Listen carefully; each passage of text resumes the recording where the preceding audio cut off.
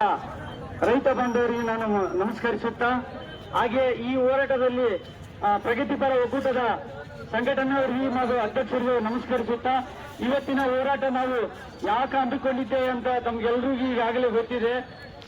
ಸುಮ್ಮನೆ ಗೊತ್ತಿರೋದು ಅಲ್ಲ. ಮಾನ್ಯ ಜಿಲ್ಲಾ ಉಸ್ತುವಾರಿ ಸಚಿವರೇ ಹಾಗೂ ದೇವದುರ್ಗ ಶಾಸಕರು ಮತ್ತು ರಾಯಚೂರು ಎಂಪಿಗಳೇ, ನಿಮಗೆ ನಮ್ಮ ತಾಲೂಕಿನ ಜನತಾ ಕುಮಾರ್ ನಾಯ್ಕ ಅವರೇ 25,000 ಲೀಡು ಮತಗಳ ಅಂತರದಿಂದ ನಮಗೆ ಕೊಟ್ಟಿದ್ದಾರೆ. ಅದನ್ನು ನೆನಪಲ್ಲಿ ಇಟ್ಕೊಂಡು ನಮ್ಮ ರೈತರಿಗೆ ಈಗ ನೀರು ಕೊಡಿಸುವಲ್ಲಿ ನೀವು ವಿಫಲರಾಗಿದ್ರಿ. ಈಗಲಿಂದನೇ ತಾವುಗಳು ಬೇಲವರಿಗೆ ಡಿ ಕೆ ಶಿವಕುಮಾರ್ ಅವರಿಗೆ ಹೇಳ್ತಿರೋ ಅಥವಾ ಯಾರಿಗೆ ಹೇಳ್ತಿರೋ ಮಾನ್ಯ ಶಾಸಕರು ಗಮನಕ್ಕೆ ತಂದಿದ್ದಾರೆ.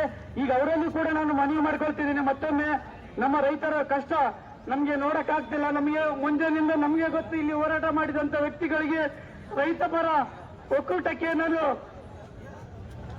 ಎಷ್ಟು ಶ್ರಮಿಸಿದ್ರು ಕೂಡ ಕಡಿಮೆ. ಯಾಕಂದ್ರೆ ಇವತ್ತು ದಿನ ನಮ್ಮ ರೈತ ಬಿಸಿಲಲ್ಲಿ ಬಂದಿದ್ದಾನಂದ್ರೆ ಕಾರಣ ನಮ್ಮ ರೈತರಿಗೆ ಆಗಿರ್ತಕ್ಕಂಥ ನೋವು. ಆ ನೋವನ್ನು ಕಾರಣ ಇಷ್ಟೇ. ಇನ್ನೇನು ಬೆಳೆ ಕೈಗೆ ಬರೋಷ್ಟರಲ್ಲಿ ನೀವು ಈ ತರ ಅಧಿಕಾರಿಗಳು ಸರ್ಕಾರಕ್ಕೆ ತಪ್ಪು ವರದಿ ಕೊಟ್ಟು ನಮ್ಮನ್ನ ರೈತರನ್ನು ಕಂಗಾಲಕ್ಕೀಡು ಮಾಡಿದ್ರಲ್ಲ, ಇದು ಯಾವ ನ್ಯಾಯ ಸ್ವಾಮಿ? ಯಾಕೆ ನಮ್ಮ ರೈತರ ಕೂಡ ಜೀವನ ಅಲ್ವಾ ನಿಮ್ಗೆ? ನಮ್ಮ ರೈತರು ನಿಮ್ಗೆ ಅನ್ನ ಕೊಡ್ತಾರೆ ತಾನೇ, ಆ ಅನ್ನಕ್ಕಾದ್ರೂ ನಿಮ್ಗೆ ಸ್ವಲ್ಪನಾದ್ರೂ ಮಾನವೀಯತೆ ಇರಬೇಕು ಸ್ವಾಮಿ.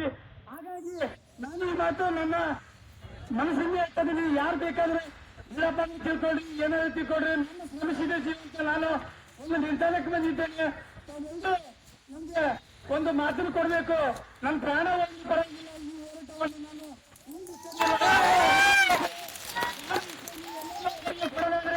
ನಾನು ಈ ಕೂಡಲೇ ಈ ವಿಷಯ ಮಾಡಿ ಅನ್ಕೊಂಡಿದ್ದೇನೆ. ಈ ನನ್ನ ರೈತರಿಗೆ ನಾನು ಯಾಕೆ ಕೊಡ್ತೀನಿ ಅಂತ ಈ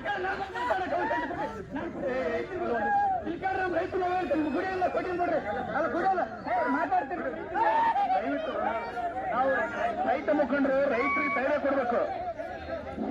ಒಂದ್ ನಿಮಿಷ ರೈತ ಮುಖಂಡರು ಒಂದ್ ನಿಮಿಷ ಬಿಟ್ಟು ನಾವು ಮುಖಂಡರಾಗಿ ನಡ್ಕೋಬೇಕು.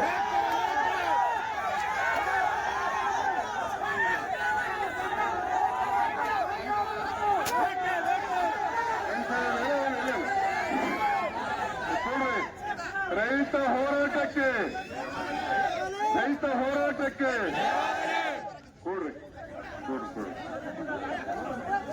ಕೊಡ್ರಪ್ಪ, ದಯವಿಟ್ಟು ಕೊಡ್ರಿ. ಈಗ ಮುಖ್ಯ ಇಂಜಿನಿಯರ್ ಈಗ